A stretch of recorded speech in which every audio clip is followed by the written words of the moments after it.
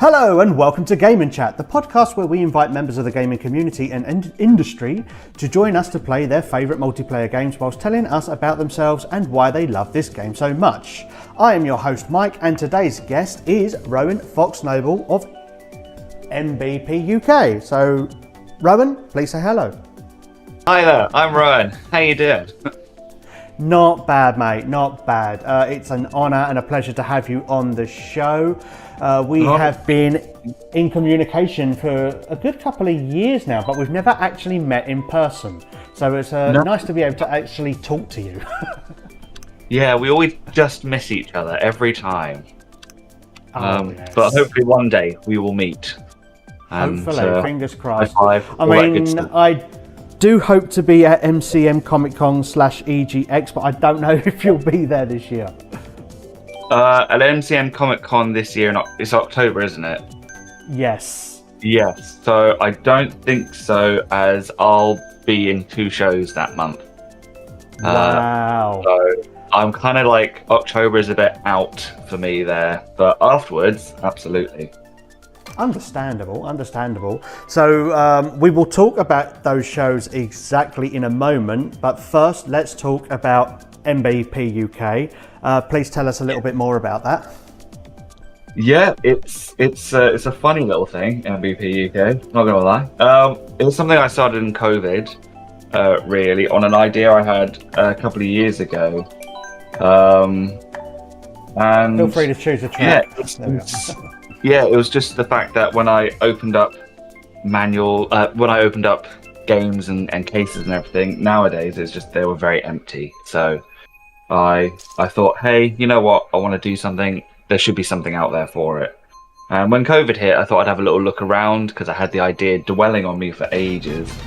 But no one else made them. So I thought, as a little fun project to myself, I'll make it, and I'll make it good because I did do a tester years ago, before my hard drive died, of a Mario Kart, my home printer or something like that. It was really terrible,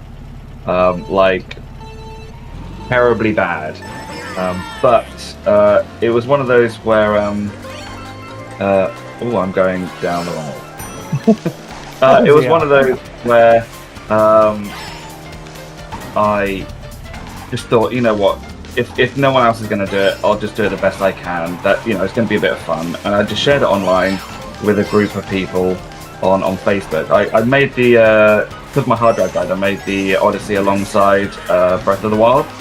As I saw people playing it, I was getting frustrated with the app because all my data kept deleting while I was playing the game. So I was a bit frustrated. I know, it was one of those where I was trying to mark everything, and then every so often my phone would just clean its cache or something like that, and that's it. I'd have to restart basically from scratch. So yeah, pain in the arse. So I thought I'll need a little book, something for a bit of fun, bit extra. And yeah, so I made both alongside, shared it on Facebook, and it kind of just blew up from there really as a fun little hobby. It then sort of became more so, shall I say? And and in the end, it was just something I'm trying to do more of really, and make more for more people, to be honest. So I feel very lucky in a way. I've got to know the community really well because they're all just lovely people, and sort of just aim to do the best I can really. The idea I always had was the aspect of they're definitely unofficial, but I make them as if official ones did exist, hopefully they would look like this, Oh, without a doubt, mate. I mean, they look absolutely amazing, and seeing your work, improve over the years as well. I mean, if that's even possible, to be fair, because they were already, pretty stunning, and then you've gone on and you made other iterations as well, other revisions, and you've improved, and with other games as well, you've increased, the sharpness of the font and how you lay out all the pages as well. And it is just such impressive work that you have done. Oh, thank you. You're very welcome. I mean, I will always say that when I'm not a graphics designer, people think I've trained in it or done it for years, graphics design and everything. And it's not. I just always tinkered on Photoshop or something at home, with a bit of friends for a bit of fun. And then this is something that's been up from that. So, even though you say like improvement, like every one I would say is always an improvement on the previous. And to be honest, that's why at some stage there were iterations on the very early few, because it was one of those that when you get better at something and then you look back at your early work, you're a bit like, wow, this does look a lot different in comparison. So it was also nice to like relive those booklets to get the vision I originally had out of them a lot better. Of course. So like the end result, I'm like, yeah, I'm really happy with how this has turned out, because it was, I really didn't want to ever do a version 2 of stuff, but I'm really glad I did for those, because like information or resources become like better available, and also with my design aspect, it was future proofing and everything else as well, in how I have things set up now and that sort of thing. So it was a good change to have, and it was nice to see the difference, and just sort of make them how they should have been, So but your no, first manual. Sorry. Yeah, I was just going to say, everyone then thought all of them were going to be a version 2, and I was like, no, just these. Well, speaking of version 2s, now obviously the version 2s are of Super Mario Odyssey, The Legend of Zelda Breath of the Wild, and I believe there's another one in there as well that's got the version 2 treatment. And mainly, I mean, what really changed between version 1 and version 2? Yeah, so the version 1, I mean, if we're going to get right into how everything was, the version 1s originally, when I made them, they got ported out as like images, basically. It was all done in one program back in the day, as we said. But it was one of those where the alignment wasn't great, the text was a bit smaller and everything, and I kind of tried to fit as much information I can into the page, but it got a bit cramped, I would say. So with the version 2s, I was like, I need to be better on the resources, so I had better imagery to use. So like the leather effect on the Zelda book looked a lot clearer than the original on the cover. I had also added like a few more pages, so stuff like the armors and that sort of stuff were better represented rather than just crammed into all one page, essentially, or a couple of pages. So now they have like little imageries with them, and that Animal Crossing had the deep sea creatures section where I didn't have it before. Of course, because that update wasn't available yet. No, it wasn't yet. I did it really early on, so everyone always asked for like, oh, have you done this, the deep sea creatures and everything? And I was like, no, because it wasn't out at that time. But then I thought I might as well, So I had a character pages and did the deep sea creatures a bit, and sort of with Mario, it's just a lot of the visuals really for that, and getting rid of a little bit of a spoiler territory as well. Okay. Because originally I did that one, like that was just my original first one for me, and then it was followed by Breath of the Wild, so I didn't mind putting a spoiler for myself because I played the game. But with everyone else, they were like, can you not, I did put a spoiler warning, but they were like, it's probably best to put this out. It's not great to have the ending sort of aspects in a manual. No, probably not through hindsight, but at the time, like you said, you was playing it, and then again, I mean, like you said, you put in a spoiler warning as well. If you say, oh, there's a spoiler on page, 125 or page 54, then people know to look out for it, don't they? Yeah, but a lot of the things I learned as well with was making the text clearer. I mean, Odyssey, like from the first up, I can read quite small text, but then there's other people that really can't do as smaller text as me, if that makes sense. So it's making like bigger text a lot clearer, not as joined together and everything as well. It's been a big learning curve, but it's great to have that happened, Yes. and then sort of bring them up to the rest of them. Because when you do compare them, it is a bit of a night and a day difference. You know, even on the cover aspect, they were pretty bland and plain. But now they've got, you know, like better imagery, you know, Mario's face is on the front, for instance, and everything else. So it looked, yeah. Because I originally wanted that. I wanted to have Mario's face on the front. I just couldn't get the imagery well enough. I wasn't great at rotoscoping him out 100% to my pleasing. Right. You know, because I get very OCD about it a little bit. It's kind of like a, you know, a good and a bad thing to be a little bit OCD about it. I'm not gonna lie. Well, they say never judge a book by its cover, but the problem is it is the first impression that you are ever going to get. So, like, you know, that first page really does need to say something. Yeah, it needs to say about it. Like, because I mean, even though I absolutely love Luigi's Mansion 3 whole aspect and everything, people do kind of miss it's the Luigi Mansion book because it's not like the name's not massively slapped on the front. No, but it's kind of like the aesthetic of the book for it not to be, if that makes sense. exactly. Well, you made it more like the brochure, didn't you? Like the holiday brochure. Yes, that and that's the whole thing. But people just kind of see it like that sometimes. So it's a double-edged sword a little bit, but it's really fun, and I love that manual to a T because it was such fun to make. That's one of your finest works, I must admit. And then you did the was it the glow in the dark card that came with it as well?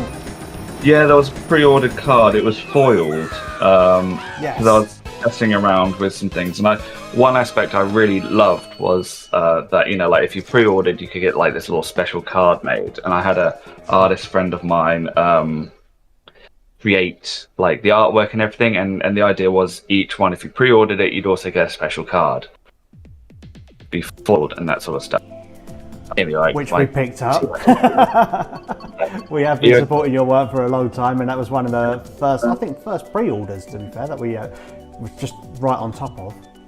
Just had to get that.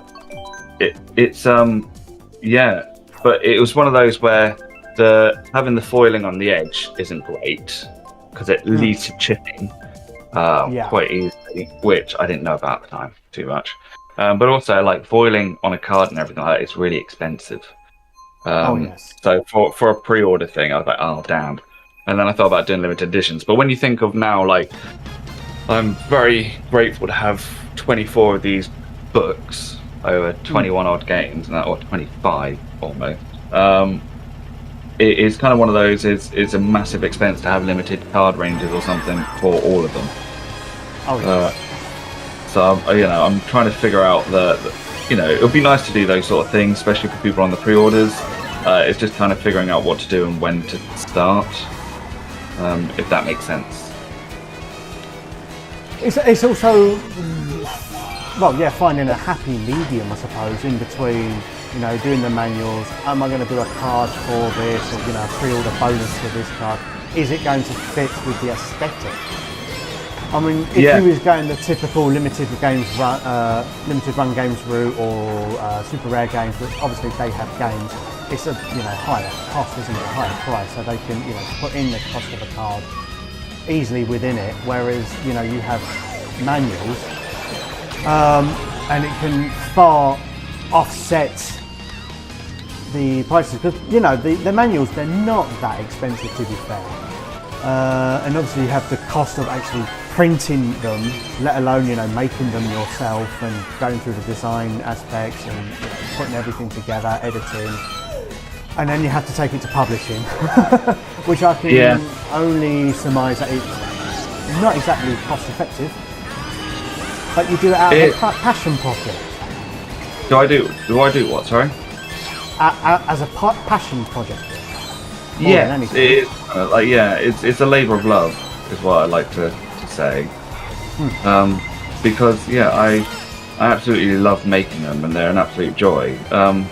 And yeah, you know, there's things where, like, you know, as you say, like getting printed, checking, and everything like that. I try and keep the price fair, but with printing or copies and everything, like, you know, there's always off prints, there's always things that don't go right, and it all adds up, if that makes sense, into things. So it's a lot of lot of different costs, as well as obviously I got to then think about my time a little bit of how long it's taken me to make the damn thing.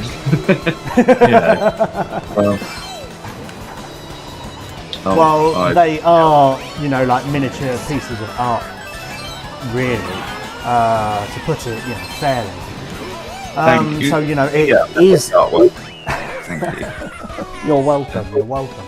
I mean, it is, a lot of, balancing costs with, the talent that goes into it, the work that you put into it, the time that each manual take as well.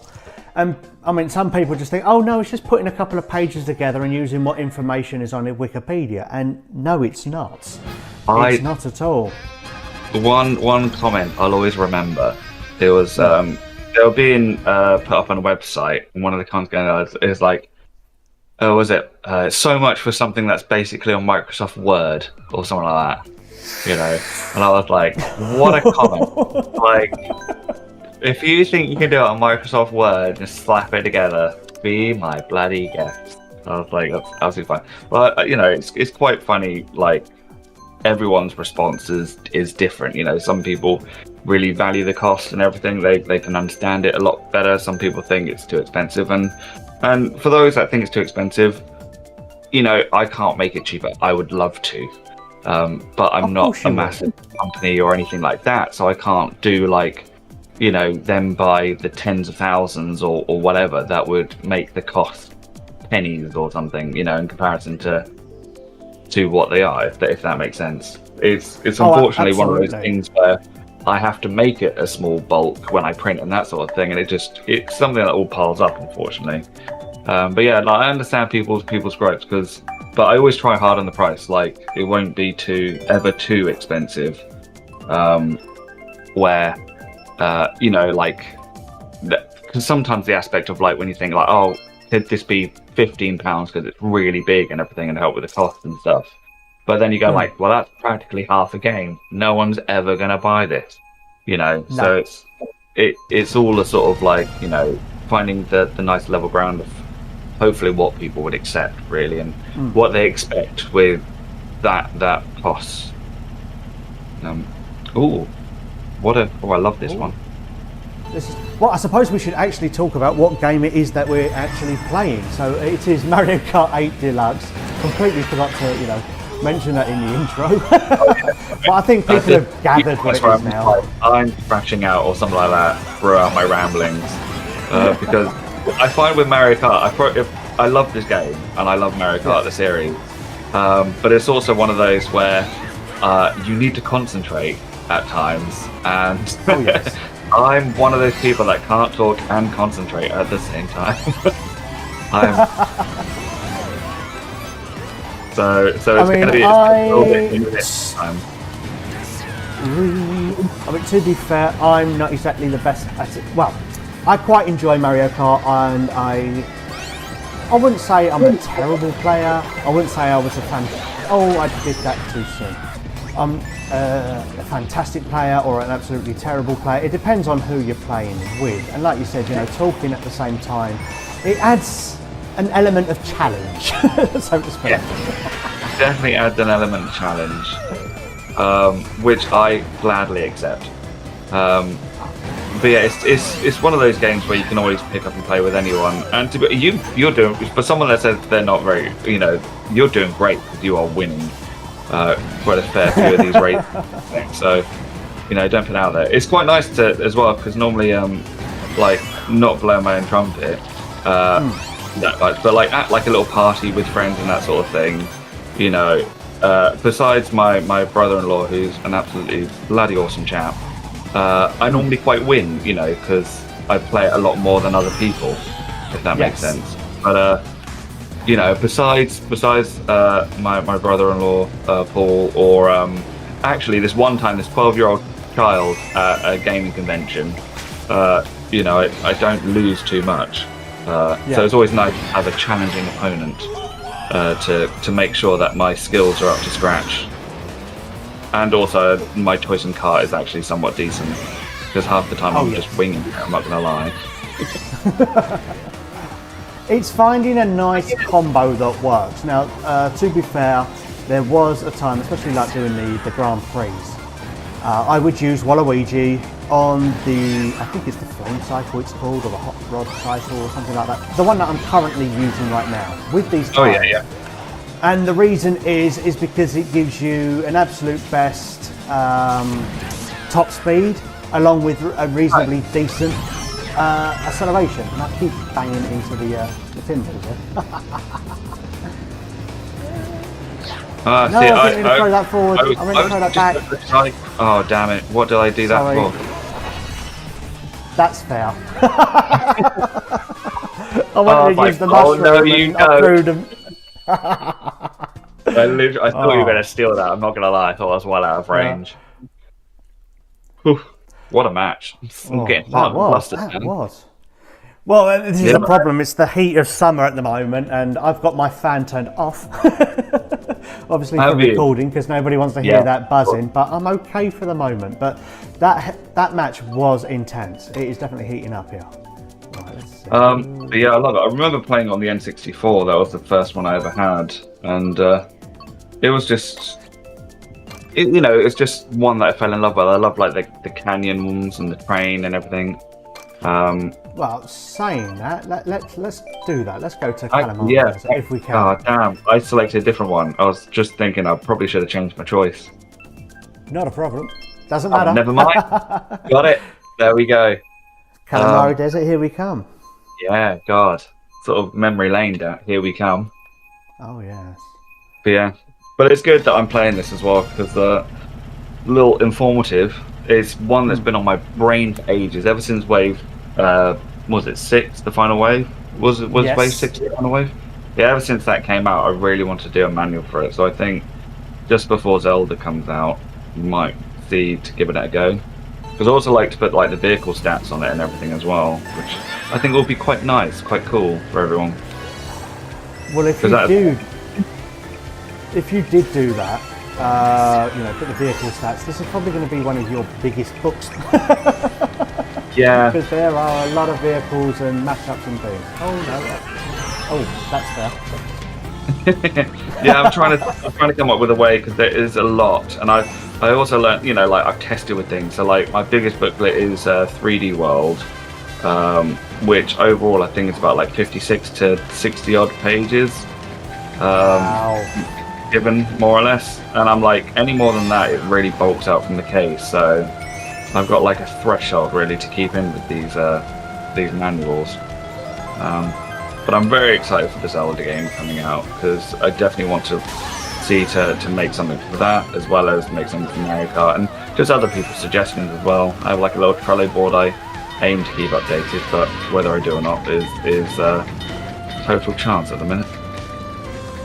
Well, like you said, you have a good number of manuals out anyway. Was it 25 you said? So I've just finished Paper Mario. Yes. Which is like a really great, lovely little book. And yeah, I've just sort of checked it so I can do like a few little edits and that sort of thing. And yeah, it's finished, so that'll be to number 25, pretty much. It should go... Oh, I did that way too early. Oh, damn it. Far too early, mate. Far too early.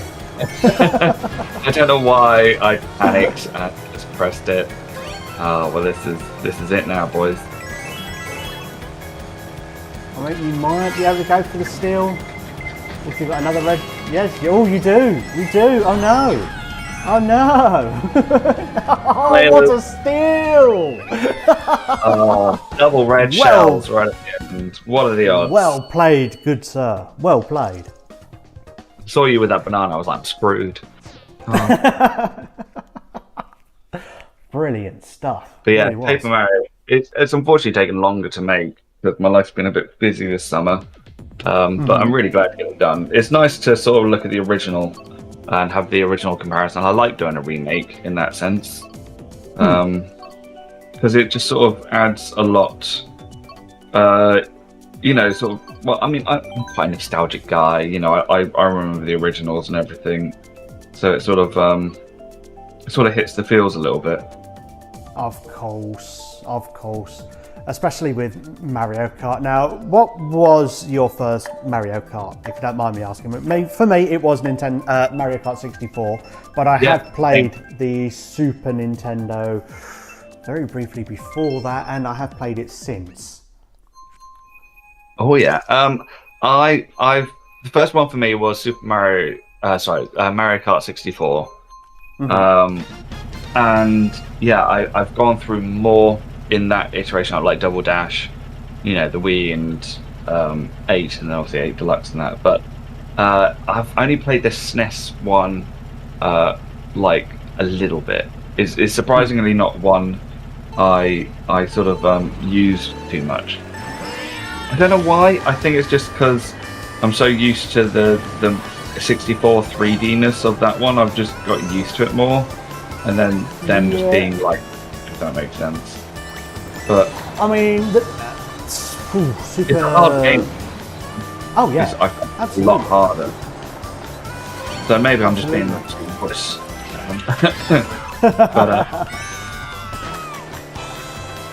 But yeah, no, I absolutely do love the series. It's just such an easy one that you can go play with anyone, really. Oh yes, absolutely anybody can jump into it, and even if they're not very good at kart games, karting or racing games, the beauty of Mario Kart is that whoever is first can become last, and whoever is last can become first, mainly because of the way that the items work. So there's always a chance, even if you're stuck in 12th, it's the third lap, you could get a bullet bill upon a bullet bill and then end up on the podium. Yeah, it is still possible. Absolutely. I've known people in like tournaments or such like to be last until the last lap, and then they just smite first place. They do it so well. Ooh. Go, you and then are so same again. Oh yeah. Like being in first place, and then you get hit by a blue shell, then a red shell, then a green shell, then a banana, then absolutely everything else. Like right now, really. Mind you, yeah, I was going to say incoming for you. You are coming. You're not that far away. That's right. I got hit by a red shell. Oh, lightning. Yeah. As you do. As you do. But yeah, it's a series I really love, and they've really expanded. I'm quite surprised of like how are they going to do for the next one, because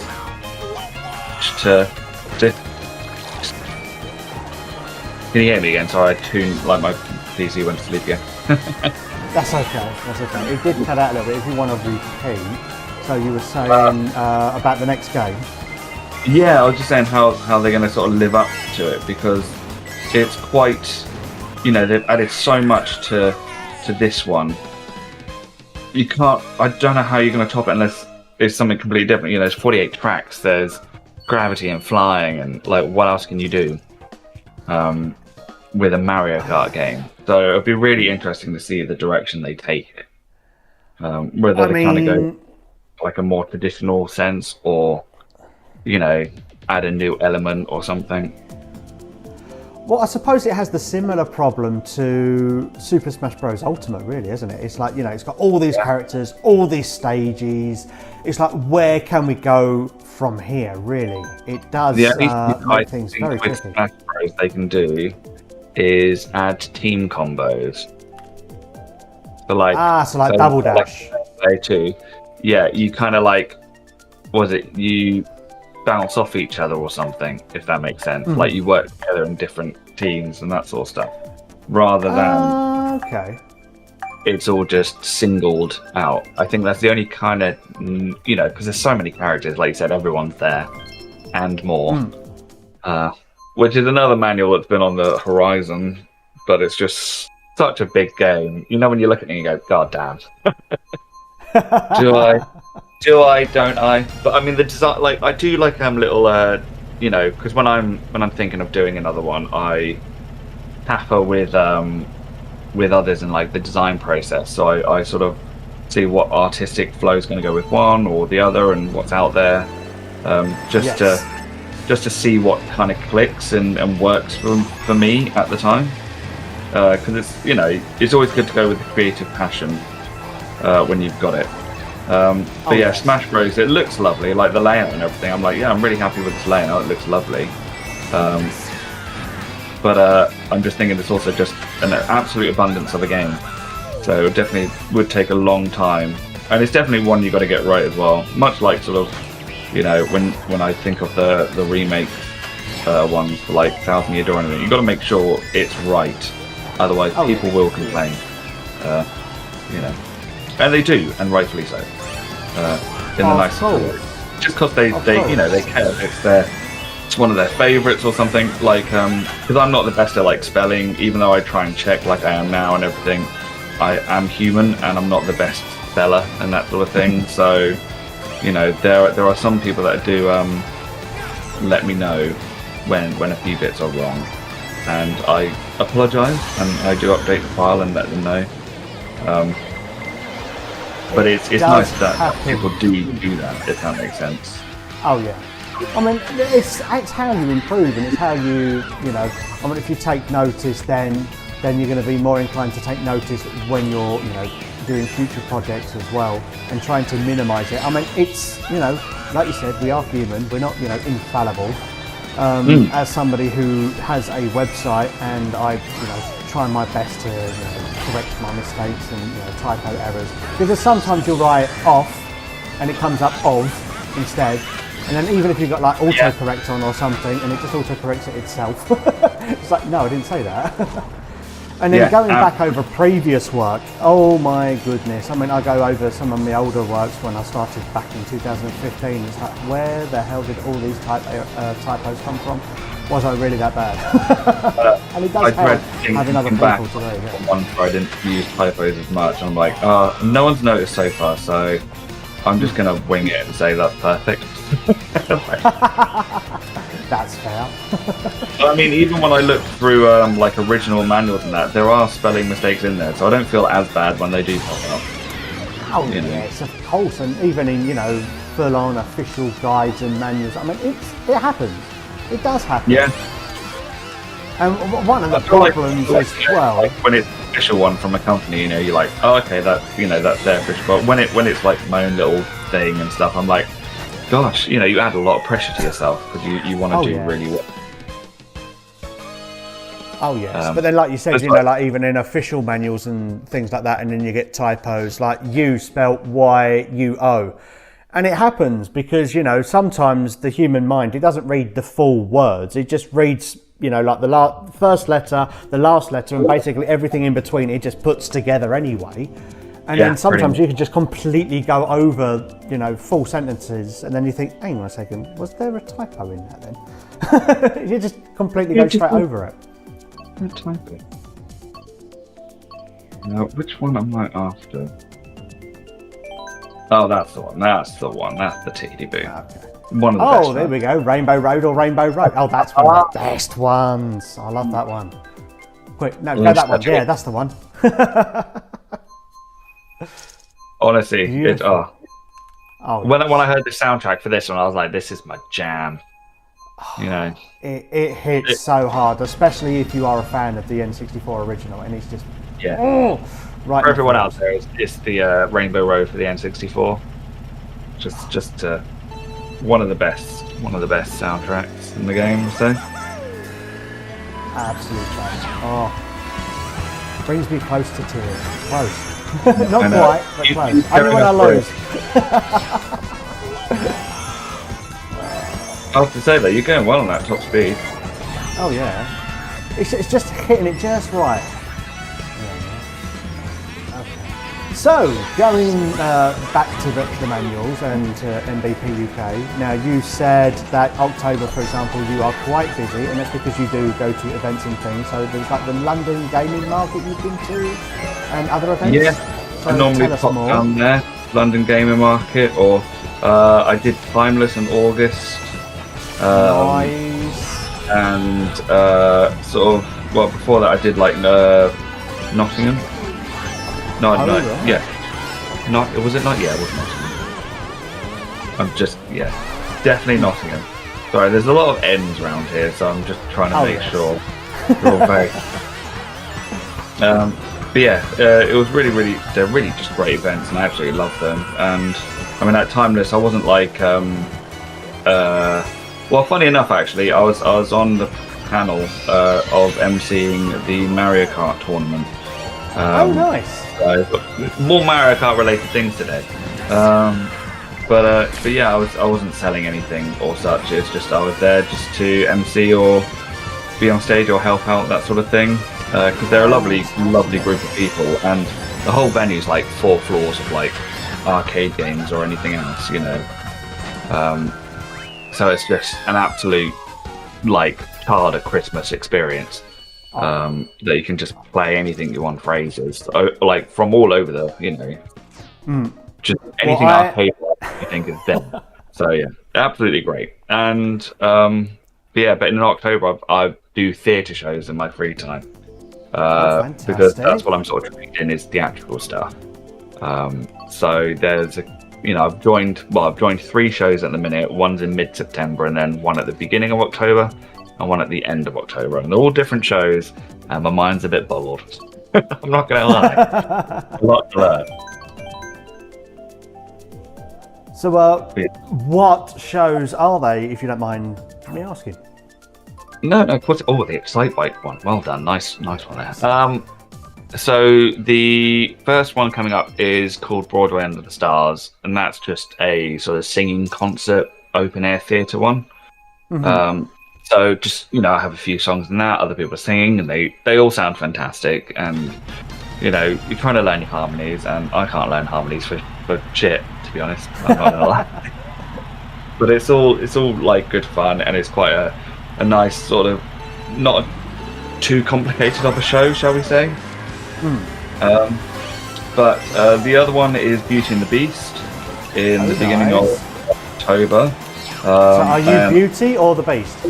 I am the Beast, actually. Oh, very nice. Yeah, I'm the Beast. I auditioned for quite a few, and I let them decide, where to put me, and so they have made me the Beast for that show, and it's going really well. It's really starting to come together, actually. There's a few other bits to learn, actually, but it's a 2-week sort of show as well, which is a little bit uncommon. So, but it's really nice to sort of see, because having a longer run sometimes kind of does help quite a fair bit, because you're only just getting the flow of things, and then it's kind of ended before you realise. So having like 2 weeks of a show run is actually nice, because you can get in a proper groove. And then the last show is Dracula: The Bloody Truth, which is a play, but it's a how to put it. Have you ever seen a play that goes wrong? Now, to be fair, I don't see many ones, if any. But please tell us more. How would it go wrong? So the aspect of the show is you have the idea that that there's a story and progression and everything. It's meant to go right. But to put it in context, so I'm Arthur Holmwood, which is like a love interest, but I'm also a really bad amateur actor that thinks like that there's talent scouts watching him in the audience, so he's really trying to play up to. So you're playing a character that sort of,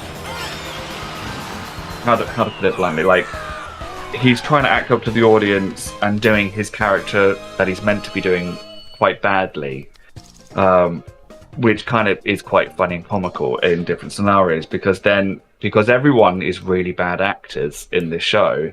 When certain things are meant to happen with props or set or something like that, like they fall over or they get destroyed or things go wrong. People mix up their lines, and then it's kind of like a response and a fight thing. So it's like you have a story of like Dracula's experience.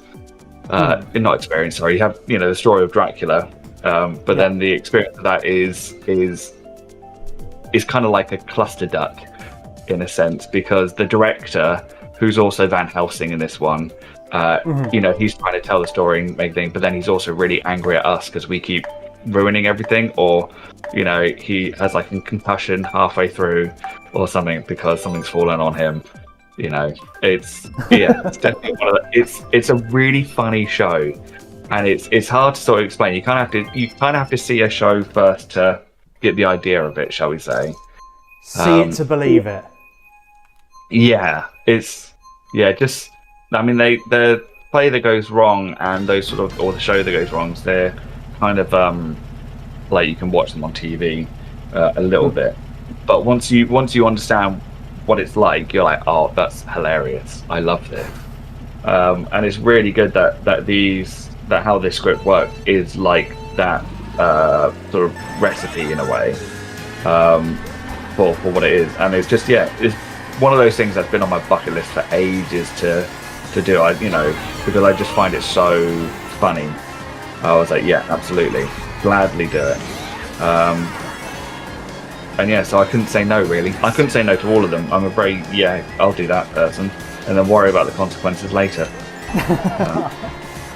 I don't blame you, mate. I mean, you got to take opportunities as and when they come as well, especially when well, not so much starting out, because you've been doing it for a while, haven't you?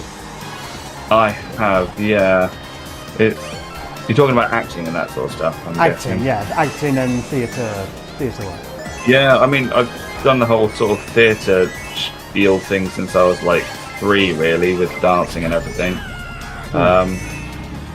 And it was one of those where, I just took it to college, and then I took it to uni. I did a couple of things in London and all that sort of stuff. And then it's just sort of how life diverted from a few things to kind of lead me over here.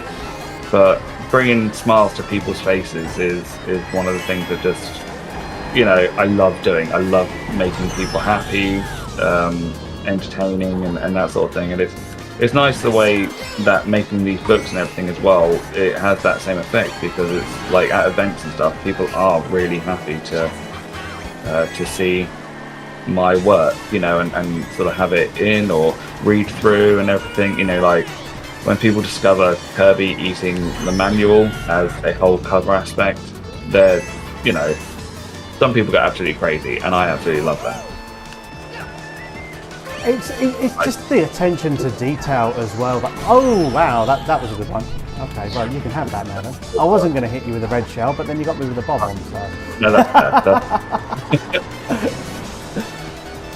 Yeah, but like your attention to detail with some of the things, like you said with the Kirby, eating the car on the manual, it just adds to its charm. You know what I mean? Yeah, I mean, that one, it was just a bit of a fun joke, really. I was like, oh, how does this look? And then it looked too cute not to do, kind of expanded from there. But that's when I say, like, when I go with artistic, like a little creation flow thing to see what kind of sticks. It was kind of that sort of stage, really. But yeah, it's a lot of people, ask, what do you do and everything? And most of the time, the only thing I can really say is you kind of look at it and you go, does this look good or not? And then you go from there, or what would look decent, how, what works together. It's just a lot of eyeballing, really. That's all I can say. You got the imagination, and then you just try and make it come alive.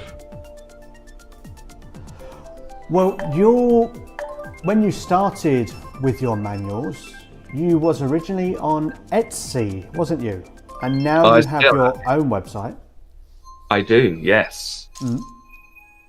Yeah, I have Etsy and my own website, which is absolutely lovely. Most people go through Etsy, but it's always a little bit cheaper on the website because you just don't have Etsy sort of processing fees and all that sort of stuff, because unfortunately they do take a fair percentage. But there's pros and cons to all things. Like on Etsy, they have sort of like a lot better marketing, and people would more likely go there for this sort of thing.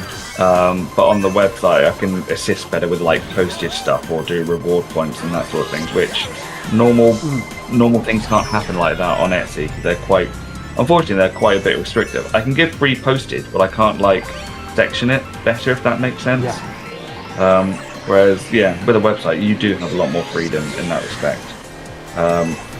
And yeah, it's one of those things of it's nice to have your own place as well, just in case anything happened to Etsy. There is a location of where you can keep stuff. So yeah, I suppose the benefits as well is like with Etsy, especially like with new customers. Now you have a larger audience, a larger market where people can find your stuff, because anybody looking for manuals, your name is going to be one of the first that pops up, because I mean, it is starting to pick up more. There are more people doing manuals and things, but because you've got quite a good rating on there, I suppose you're probably like within the top list. And then like if for repeat customers, they can always, you know, find out more from you directly from your website or through social media as well. So once, you know, you've got them as a returning customer, I suppose they were more inclined to buy from the website then as opposed to Etsy? Yeah, a fair few people do go from one to the other, and that sort of thing. Or if people are like, oh hey, can you give, you know, do you do discounts and that? I do tend to say, like, you know, the biggest discount I can do is either what's on at the minute or this thing. But if you do want it cheaper or better, then I'd say please use the website, you know. Because then it's a little bit extra, and I'm not trying to baffle them too much. But yeah, it's unfortunately it's really weird. It's like, you know, you kind of want the best of both. Yes. You know, a mixture. Because, like, for instance, you know, I really enjoy Etsy's like postal protection and their shipping method. You know, even though I can't do all the things I can do shipping wise with my website and everything, but it's so seamless and so easy. It's great. Whereas there's so many more button clicks, and it's a whole hoo-ha with the website, sort of getting those orders in. But they flood through when they do their orders and everything, like all pre-set up, which Etsy doesn't do. So like all the weights and everything is all set out to go. So on Etsy, I have to input all those things, and you just want like a combination of things, really, and then you have like the ultimate system in place. But it's great having, you know, it's nice having two platforms really to sort of complement each other or bounce off, and everything. I do thoroughly enjoy it. You know, and just talking to people really. And I try hard with the Etsy starter. Oh, it did happen again. I'm too not noting on the thing. Can you hear me again? You're right. Yes, not a problem. Not a problem, mate. But I was just saying, you know, it's you know, like I try hard for the star seller on Etsy as well. You see, which when they have that sort of aspect, it really it can help, I think, in a way. Because it shows that you're committed or something, you know, or you're active a lot of the time. Whereas normally if it's like a website, it's just like a blank thing, and I take like, you know, a week to set up someone's order, you know, people might think, oh, he's just forgotten about me, if that makes sense. So I try with the reassurance as much as I can. Well, you do have a full-time job on top of doing the manuals as well. When I know that a lot of the community are very understanding about that anyway, especially like your, you know, social circles on Twitter and that, like ourselves, and then Rich as well. We understand that, you know, you do this as well on top of your, you know, full-time job, and this is like another full-time job on top of that. So, you know, sometimes things are going to take a little longer, or, you know, you send them off to the publishers, you get your test print back, and it's not quite exactly, you know, how it should be. So, you know, it's going to take a little bit longer, and we understand that. And I'm sure a lot of people that, you know, are repeat customers as well, dedicated customers, understand that too. It's really nice. Yeah, sorry. Yeah, absolutely. because it does help a lot. And yeah, like when you have work, you have call-outs or shouts, or you have. I try and set like reasonable deadlines for things, but like I said, when check prints come and they're not ideal, then you have to have another one done, and that can take an extra fair few days, really, if that makes sense. Oh yeah. I thought you were going to bump me off the bridge. Really was. It was tempting. I mean, I could have done. I'm not that mean of a Mario Kart player. You will hit me with a red shell though. Yeah. Oh dear. Yeah. Sorry about that. I didn't think that was going to hit you. All's fair. All's fair. But yeah, it's a really nice over. Like I said, the community, like from the beginning, has been nothing but just amazing and so welcoming and lovely of this. Obviously you do get people with comments when here and there when they see maybe like the price or something like that or whatnot. But though I don't think they're like fully part of the same community, if that makes sense. Like I've never met someone that has just come up and said you're shit or this is rubbish, if you know what I mean.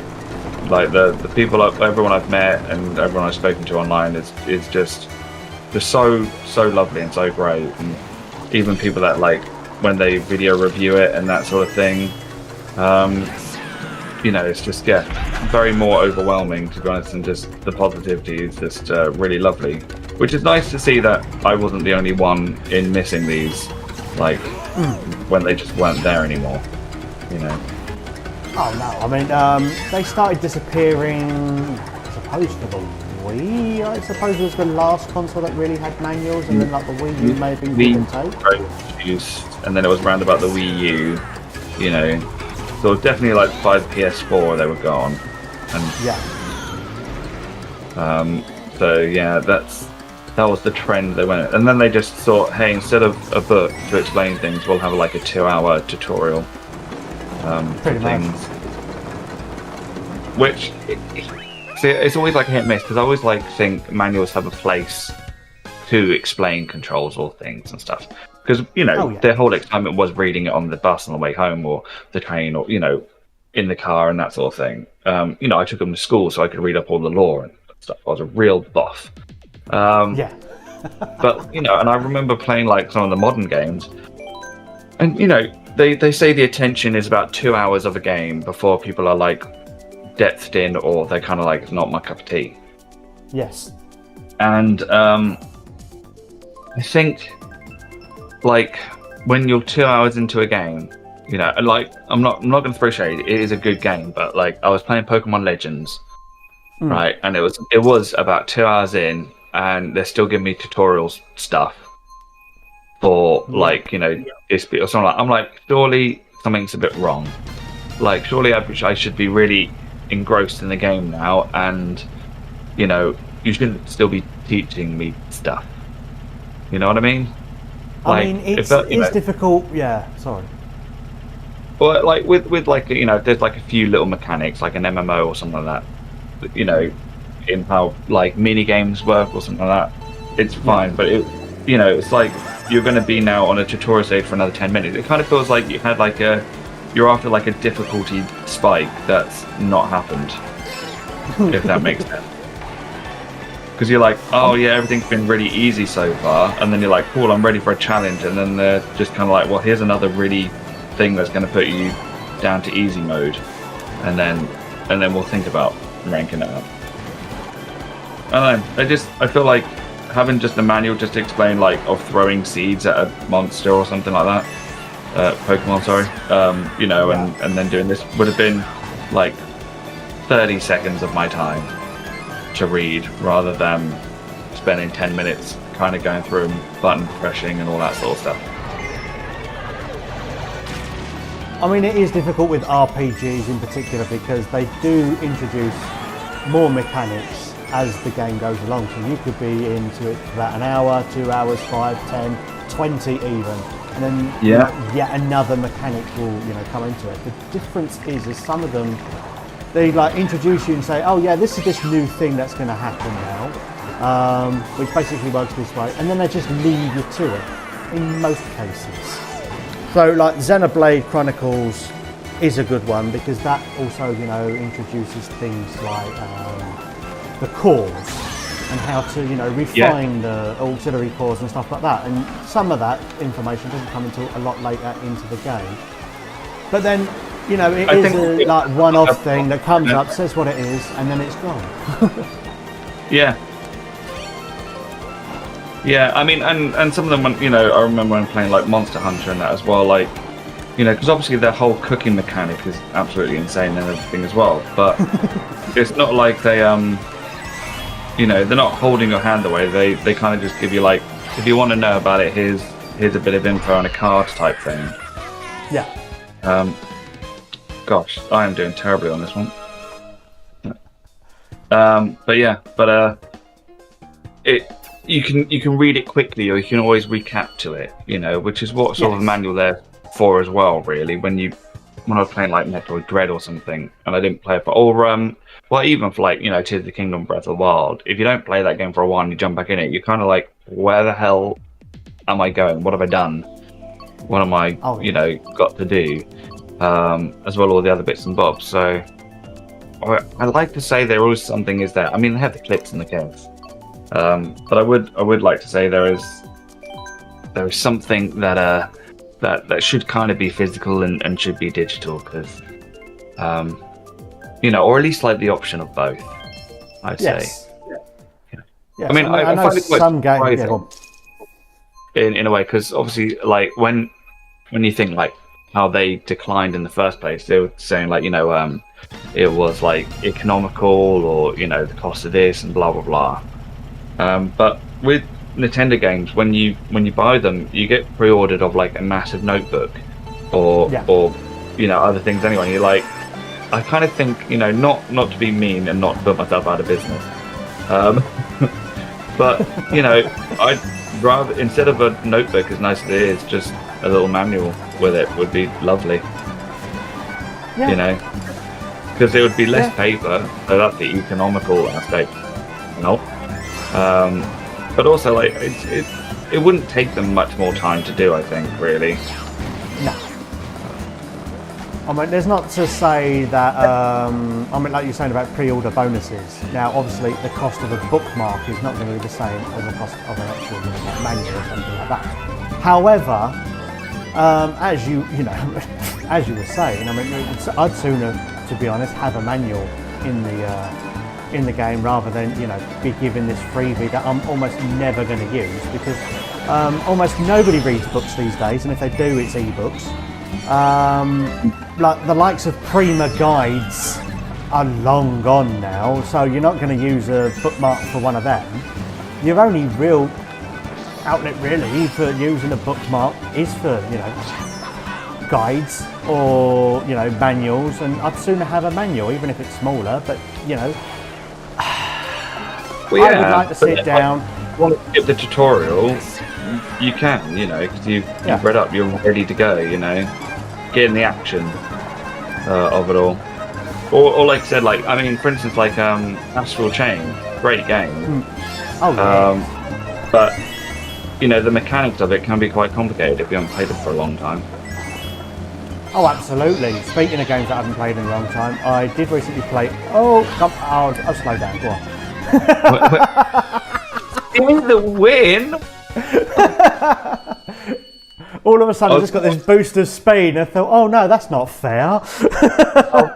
With the boost of speed, that's absolutely fine. But yeah, I was playing ARMS recently, and that was one of our episodes. I was playing that with my editor and my brother Jack, and then like Pokken Tournament as well. And it's one of those games that you come into it and it's like, okay, how do I do these moves? You just completely forget, and that's where a manual would come into hand and say, you know, you can lean right or you lean left or whatever, and it teaches your basic attacks and things like that. And it's like, okay, how do I do the grabs? How do I do the specials? Just completely oblivious. Yeah, I'm exactly with you, 100%. Like, there are a lot of games where, you know, I guess they expect you to do it like in one session, or, well, not one session, but, you know, that'll be your game to beginning to end. But Yeah. I mean, I get too encapsulated with other games and stuff, or life gets in the way. It does. It I does. And honestly, there's when I was so younger, many I played games. games endlessly all the time, and now I'm an adult. I have adult money to buy games that I'll never play. You got the money, you haven't got the time. You got the time, you haven't got the money. Oh yes.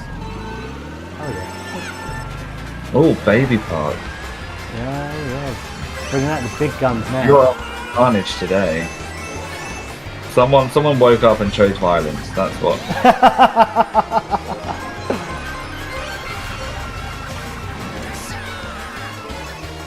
It's always chaotic when it comes to Baby Park. It is. Mind you, this has been a bit tame, to be fair. I was gonna say, like, I know, like, you got hit quite fair for you. Oh, I just missed that banana.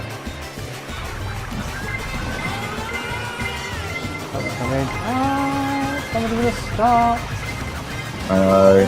They're right. Oh, they hit me. Ah, that's good.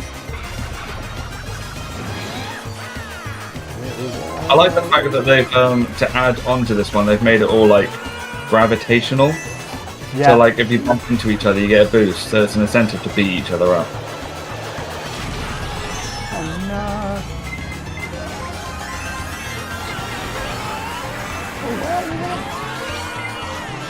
Oh! Ow! Oh. Come on! Come on! No, you got the boost then! Come on! You know what to do? No! Oh, Wait, it was in the end. shoot, there's another round! I thought that was it. Oh, I totally messed that one up there. Oh dear. Well done, mate. Oh wow, what a round. Sorry, Oh. everyone's been silent for like 5 minutes now. That was Just to let you wild, know, man. right, that was a really intense match. It started off calm, and then the storm came. Oh yes, it always does with Baby Park. There we go. I finished with a silver there. Yeah, I can take that loss. Look at that. Wow, I Played can't believe I won. fantastically well.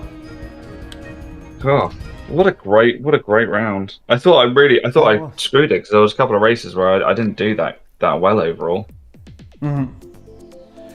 Well, Yeah. on that, yeah, like with all good things, that must come to an end. So must this show. So thank you very much for joining us, Rowan. And please, this is the time for you to plug your stuff. So where can people find you? This is your time to talk about your website and Etsy. Go for it, mate.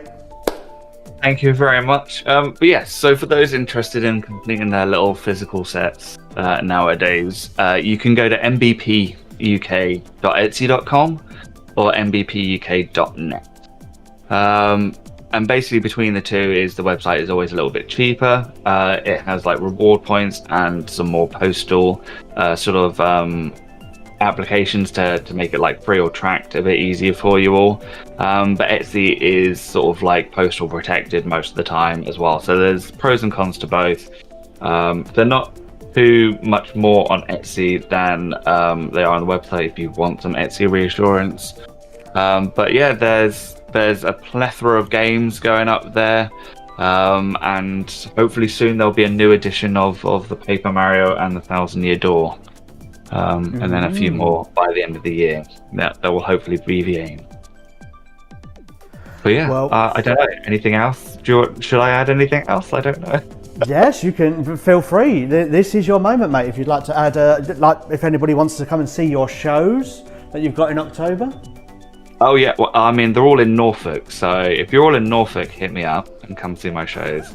Absolutely. I don't expect you all to travel down though, or something to go see them. It's okay. It's pretty tame. But I will be at some sort of gaming events as well. Hopefully, like London Gaming Market, normally, or Nottingham Video Game event, sort of in the coming months and next year really. So hopefully if you don't pick them up online, you can pick them up a live event, because you don't have to pay like online fees or postage costs with those ones. So it's always good to keep an eye out if you want them. Excellent. Well, thank you very much for that, Rowan, and thank you everybody at home for listening and watching the show. And until next time, keep on gaming. Have a good one, everyone.